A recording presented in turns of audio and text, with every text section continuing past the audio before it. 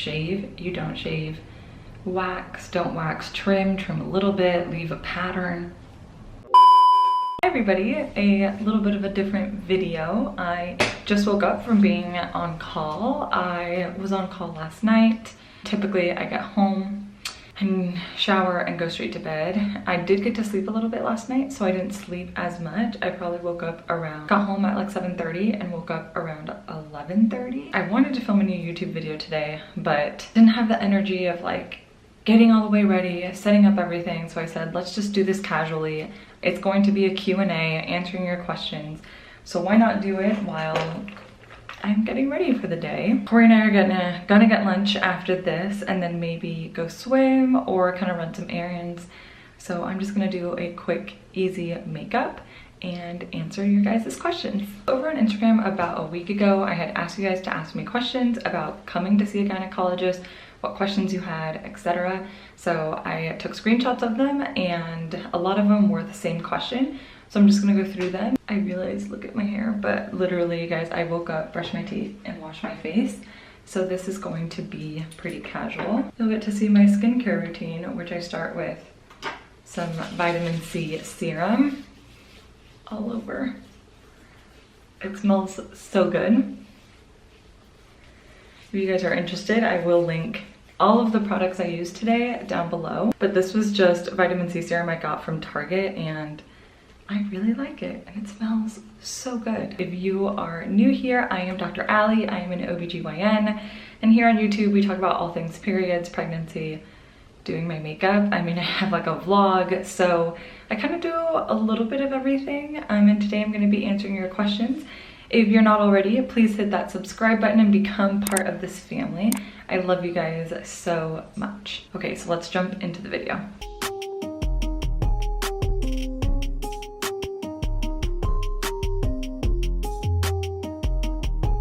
Sunscreen's up next, and here is the first question. How do you bring up that you and your partner want to start trying for a baby? This question I got a couple times, and I think it is a great question. I think it's extremely important that if you and your partner are considering to start to have a baby, whether you're 19, 20, or 35, I think it's important to make an appointment with your gynecologist. These visits are called preconception visits, and it is something where I kind of sit with you. We talk about the menstrual cycle, how to track your period, best timing for intercourse, ovulation window, all of your medical conditions if you have any. Are you currently taking medications? Are they going to be safe during pregnancy? Are you up to date on your vaccinations? Do we need to get you up to date? It's just a really good opportunity to have these conversations to prepare you to be at your absolute healthiest during your pregnancy. So don't feel shy about it. We talk about these things all the time. And ultimately, we want you to have your best, healthiest pregnancy. And usually how these conversations come to be, even if you're coming for an annual visit, just like a regular well-woman checkup, I typically like to ask, like, if you're taking birth control, are you not? Oh, are you trying to get pregnant? I kind of, there's ways to ease into these conversations. Next question. I would just like a rundown of how the first visit goes. I recently canceled my first one. You and me both. Back in the day when I was 21, I didn't even cancel, I just didn't show up to my first visit. The video right before this one, I actually will walk you through an entire visit. So I'm gonna leave that link down below, but literally from checking in to when you leave, I walk you through that whole process. Next question, how old should you be for your first visit? I also answered this in my last video. There's no right or wrong answer, but I think 13 is a really good age to go see the gynecologist for the first time. You can also wait until you get your first period, so it just really depends. I like this question. Hi, I'm a teen with bad menstrual pain. Do we have to get a pelvic exam if seeing the OBGYN? I think this is a really good question. So, rule of thumb, most teenagers that go to see an OBGYN actually do not need a pelvic exam. Now, obviously this doesn't apply to everyone, but for the most part, someone who is less than 21 really does not need a pelvic exam. Obviously there are other things, maybe they're pregnant. In that case, they might need a pelvic exam. If they have discharge they want me to look at, or a lump or a bump or anything like that, then you may need a pelvic exam. But just because you're having some pelvic pain, I wouldn't necessarily jump to doing a pelvic exam. There's other things we can do, like ultrasound to get imaging to make sure there's not anything else going on. But I have seen plenty of young girls in the office with really bad period pains, and I don't even get them undressed. Next questions along the same lines. How should I prepare for a pelvic exam and what should I expect? In my last video, like I said earlier, I did walk you through exactly what that looks like. But I do understand that some of you have really bad anxiety, really nervous, never had one before, don't know what to expect. So first and foremost, make sure you tell your provider that. Make sure you tell them that this is your first time, that you're very nervous and anxious. That way it gives us the opportunity to really explain everything and talk through the whole procedure. One of my biggest tips that I tell everyone, especially if it's your first time having a pelvic exam, is once you put your feet up in the stirrups, focus on wiggling your toes, which sounds insane, but it's what I do and it actually works. Oh, I put too much. It sounds insane, but it actually does work, and it helps you relax and takes your mind off of, you know, exactly what's going on. Definitely take a slow, deep breath, focus on wiggling your toes. If at any point it is uncomfortable or hurting, let us know, we will stop. There are different size speculums because not all vaginas are made the same. And so ask to start with the smallest size. We typically do anyway, but something to do and keep in mind. Another thing I like to tell my patients, I think there's a lot of big hype around pelvic exams, and obviously you hear very horrible and traumatizing stories, but remember that everyone's going to be different. And I like to tell them that while it's uncomfortable, it should not be painful, and it's not gonna last very long. It's pretty quick. So I think this person was referencing a pap smear specifically. She said, do you really need one if you haven't been sexually active? So the recommendation is yes. If you are 21 years old, regardless of whether or not you have sex or haven't had sex, it is still recommended to have a pap smear at 21. So the reason we do pap smears, and I'm gonna make a whole video explaining pap smears with these associated. So the reason we do pap smears is to check for cervical cancer or maybe some abnormal cells that could potentially turn into cancer on your cervix. So while we know that most kinds of cervical cancers are actually caused by HPV or human papillomavirus, which is an STD, there are some rare forms of cervical cancer which are not associated with HPV. And fortunately, we are still able to detect those early with a pap smear.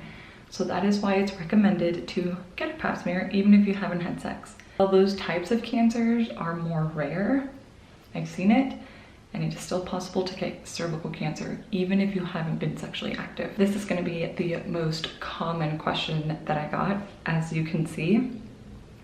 Do you have to shave down there before? Do you guys even care? Honestly, I do not know how many times I have to say this, but we do not care.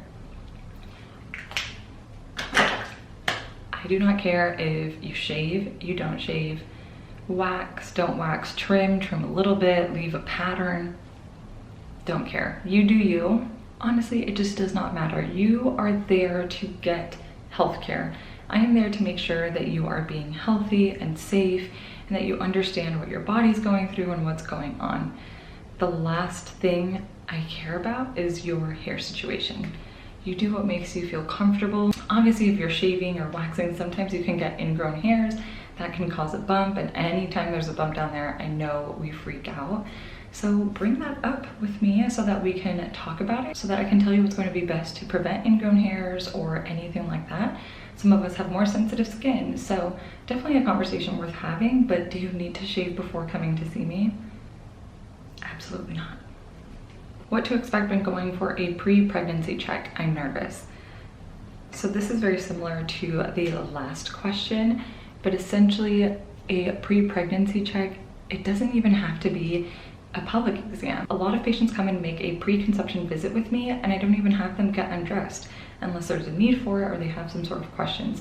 it really is just a conversation, making sure you have regular cycles, making sure you're ovulating, making sure you know how to track your period, and also taking a look at your overall health. Are you healthy at this point? Because being pregnant, it causes a lot of stress on the body and can be really difficult. So we want you to be your absolute healthiest before getting babies so that there's better outcomes for you and for your future children. So I recently got my eyebrows laminated. So they do a fairly good job of just laying flat, but if they get wet, they can look pretty crazy. Next question, I had a leap 4 years ago and I haven't been back. What's the risk of precancer cells coming back? So in someone who has had a leap, again, I'll address exactly what that means in my pap smear video, but a leap essentially is a procedure done to remove part of the cervix that has precancer cells in it. So people who have had leaps need to have close follow-up for their cervix and for their pap smears because they're at an increased risk of developing cervical cancer. So having waited 4 years is a really long time. It's hard to say what percentage or what's the chance of the precancer cells coming back, but you're definitely in the group of patients where it's definitely higher risk. So I urge you to go see your doctor and go get a pap smear to make sure nothing else has developed. Last question on here, since I'm almost done with my makeup, is how often should you get a pap smear? I know I've said it multiple times, but there is going to be a video where I really break down pap smears because I still think a lot of people aren't understanding it, so it's coming. But pap smears, we start them at the age of 21. If everything is negative on that pap smear and you're between the ages of 21 and 29, we can wait 3 years before we repeat a pap smear. If something were to come back abnormal, it may be that you need to come back in a year. If you're over the age of 30, it might be different. We might wait 3 years, we might wait 5 years. So how often we get a pap smear is actually going to be determined by 2 main things, really: how old we are and the results of the pap smear. So it's not really a one size fits all. Everyone's going to have a different result, and so that may change management.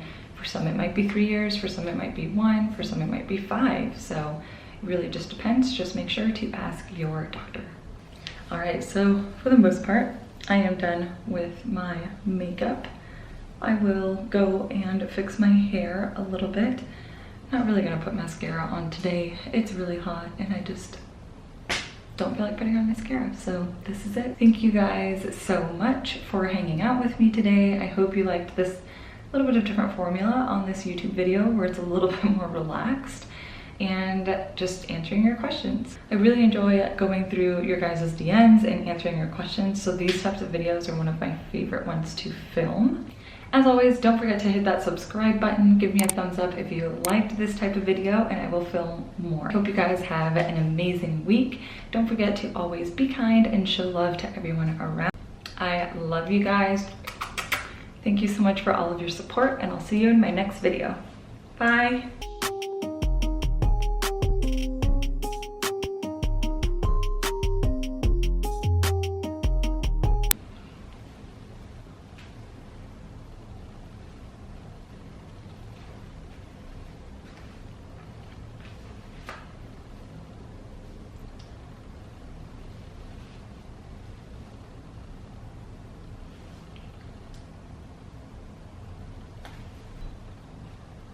Oops.